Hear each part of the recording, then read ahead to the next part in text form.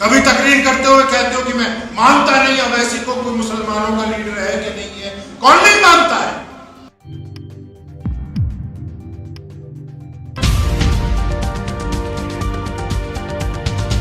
अस्सलामुअलैकुम आदाब दोस्तों, मैं हूं शम्स सईद और आप देख रहे हैं हर खबर आप तक।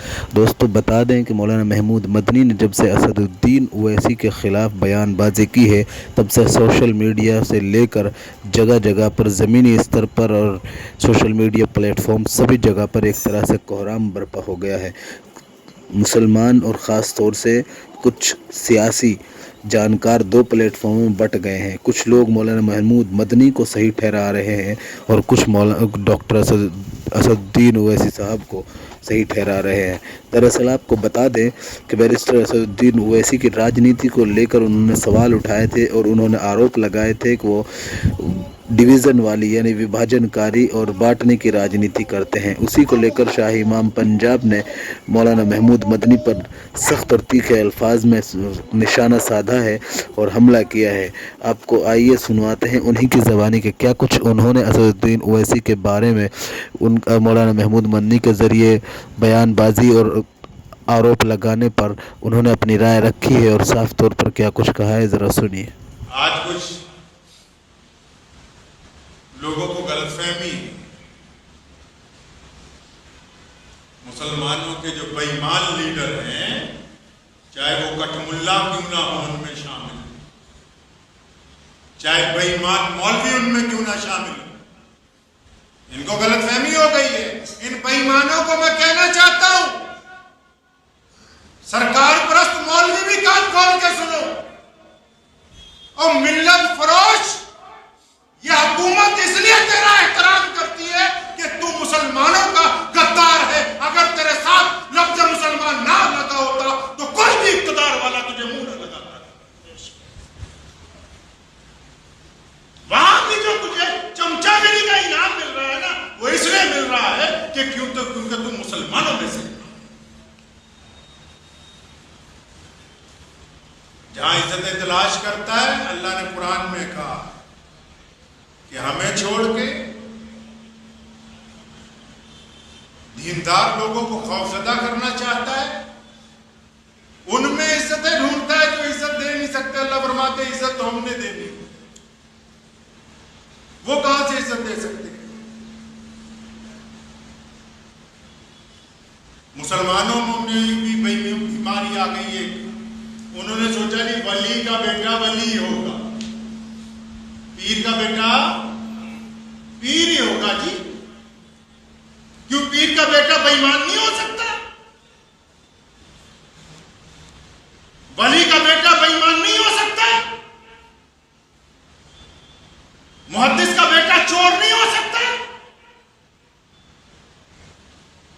इस्लाम में शख्सियत परस्ती के लिए कोई जगह नहीं है। जब सैयदना नूह अलैहिस्सलाम का बेटा अल्लाह का मुनकिर होने के बावजूद अल्लाह तबारक व तआला को नहीं मानता और बाप नबी है, पूरी कायनात बर्बाद हो गई, अल्लाह ने नूह अलैहिस्सलाम को बचा लिया, लेकिन बेटा मुनकिर है तो अल्लाह की तरफ से बचाने का हुक्म नहीं आया। जब एक नबी का बेटा मुनकिर हो सकता है तो यह क्या बात है कि कल के जो वली थे, कल के जो कुतुब थे, कल के जो शेर थे, आज उनकी औलादें बदतरीन इंसानों में से गीदड़ों की तरह जिंदगी गुजार रही। नारे तकबीर! नारे तकबीर! अपने नबूवत! अपने नबूवत! नारे तकबीर! और फिर ये गीदड़ समझता है कि मैंने मुसलमानों को खरीद लिया है, मेरे बाप की जागीर है, किसी के बाप की जागीर नहीं मुसलमान। इस्लाम की तारीफ उठाओ, इंसान गुलाम था, रसूल करीम ने इंसान को आजादी दी। किसी के बाप की जागीर नहीं है ये दीन कि जिसका जो दिल चाहे, जब दिल चाहे, जैसे दिल चाहेगी कि हम वैसे मुसलमानों की सौदेबाजी करेंगे।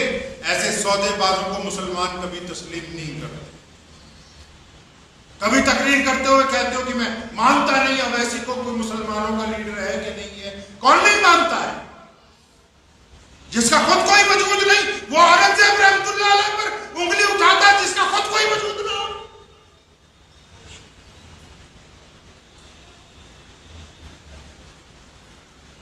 एक साहब ने पूछा गैर मुस्लिम,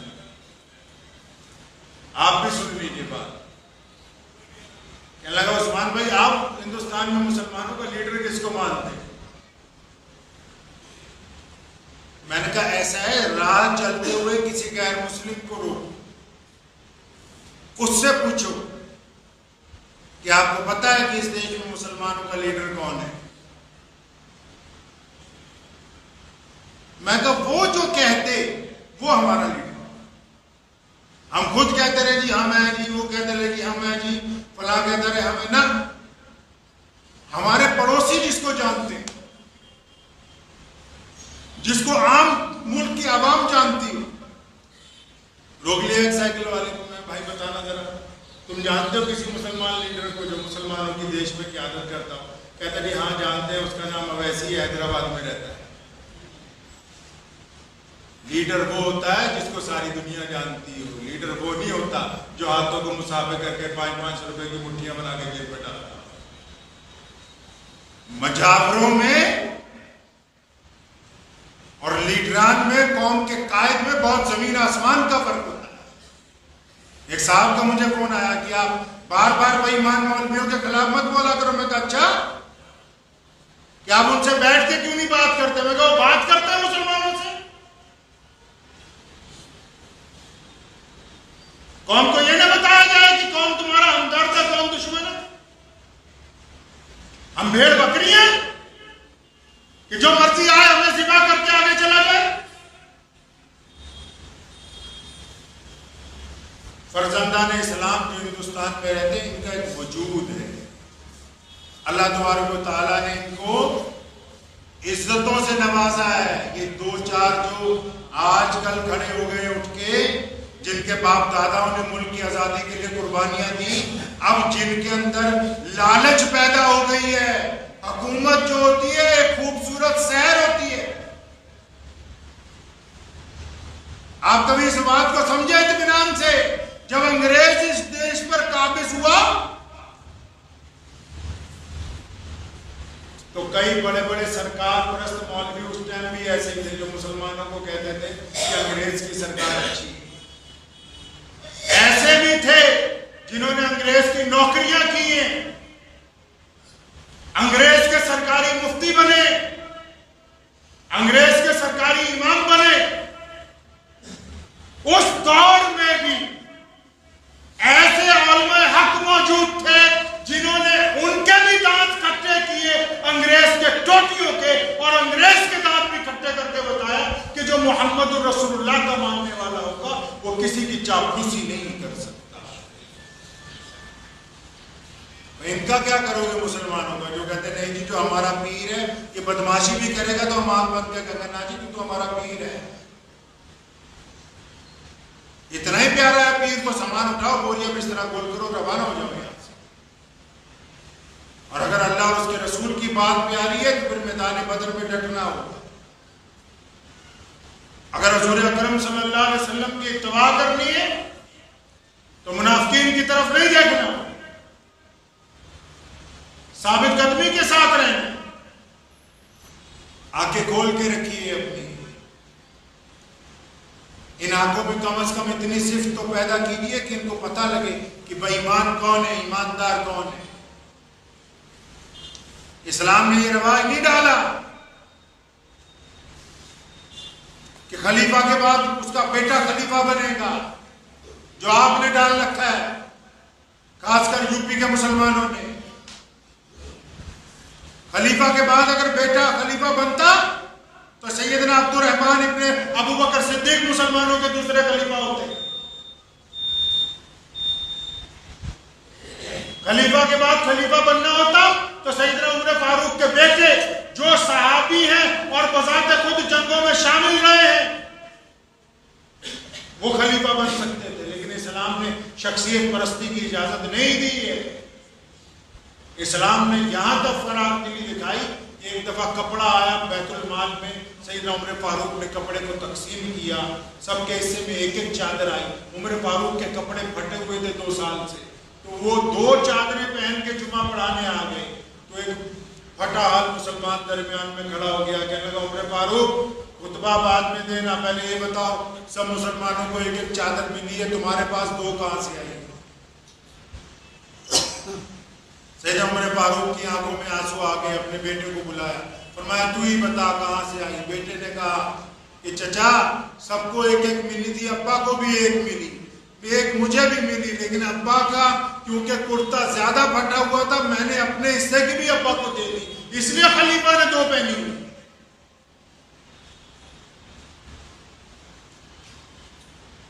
हमें इससे कोई गिला नहीं कि मिल्लत फरोश क्या करते हैं क्या नहीं करते। हम मुसलमानों को बताना चाहते हैं कि जो गीदड़ भक्तियां हैं इनसे ना घबराया करें। गीदड़ भक्तियां देना अबू जहल का काम है। अबू लहब बड़ी गीदड़ भक्तियां देता था। वलीद, उतबा, उमैया, ये सारी जिंदगी धमकियां तो देते रहे मक्के में हमें कि हम ऐसे कर देंगे, हम वैसे कर देंगे। रसूलुल्लाह सल्लल्लाहु अलैहि वसल्लम ने और सहाबा इकराम ने इनकी धमकियों की कभी परवाह नहीं। इस्लाम इज्जत तराना मजहब है। इस्लाम किसी की मुखालफत नहीं करता, यही तो खूबी इस्लाम है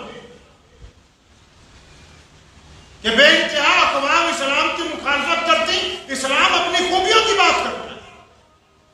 मैं कहना चाहूंगा मुअज़्ज़िज़ सरकार परस्त मुल्लाओं से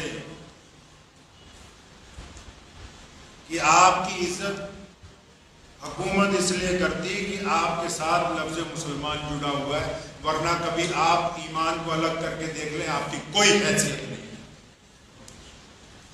और फिर बंदा वो होता है जो अपनी औकात में रहे तो अच्छा है,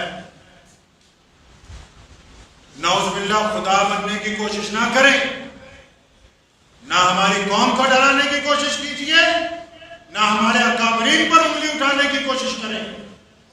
आपकी कोई इतनी बड़ी हैसियत नहीं कि आप बताएंगे कि औरंगजेब रहमतुल्लाह अलैह को कितने नंबर दिए जाए, आपकी कोई इतना बड़ा वजूद नहीं। और आपसे मुअद्दबाना गुजारिश है कि जब आप निकल ही आए हैं बाहर मुसलमानों की मुखालफत में, इत्मीनान के साथ, कोई गिला नहीं है मुसलमानों को, आप भाजपा में चले जाएं, उनके प्रवक्ता बन जाएं, राज्यसभा की कुर्सी पर बैठ जाएं, और हम प्रधानमंत्री साहब से गुजारिश करेंगे कि हजरत को कम से कम गवर्नर लगा दें किसी सूबे का। मीर जाफर को भी लगाया गया था, कुछ बना दें अब हजरत को, हमें कोई गिला नहीं मुसलमानों को। इनको किसी आला ओहदे पर बिठाएं। हम अपने मुल्क के लिए कल भी वफादार थे, उससे पहले भी, और हम तो ऐसे कट्टर मुसलमान हैं कि हमने मुल्क को तोड़ने के लिए जब पाकिस्तान बनने की बात आई, हमने अपने ही भाइयों की उस बात को तस्लीम नहीं किया, अपनी धरती पर रहना अपना ईमान समझा। जब हम मुस्लिम लीगियों से टकरा सकते हैं तो इन मिल्लत फरोश मौलवियों की कोई हैसियत नहीं है। खुशी से जाइए, अल्लाह आपको कामयाबी दे, आपको आपकी दौलत प्यारी, आपको बेहतरीन ओहदे प्यारे हो। हम मुसलमान अल्लाह और उसके रसूल सल्लल्लाहु अलैहि वसल्लम के नाम के साथ काफ़ी हैं इंशाअल्लाह। हमें इज्जतें वही अच्छी लगती हैं, कोई हमें मुसलमान समझ के बुरा कह दे, हमें उसी में फ़ख्र नज़र आता है। कोई हमें सिर्फ दीन की वजह से ठोकर मारना चाहे, हमें उसी में इज्जत नज़र आती है। ये कम अज़ कम हमारी पहचान अल्लाह और उसके रसूल सल्लल्लाहु अलैहि वसल्लम के हुक्म के मुताबिक है। दुआ कीजिए कि अल्लाह ताला जब तक हम जिंदा अल्लाह ईमान पर कायम रखे, ईमान के ऊपर ही मौत अता फरमाए, और अल्लाह ताला कौम को तमाम मिल्लत फरोशों से अपने हिफाजत के अंदर रखे। फिलहाल इन तस्वीरों में इतना ही दोस्तों, आगे फिर मुलाकात होगी आपसे किसी ऐसी खबर के साथ। तब तक के लिए जय हिंद, धन्यवाद।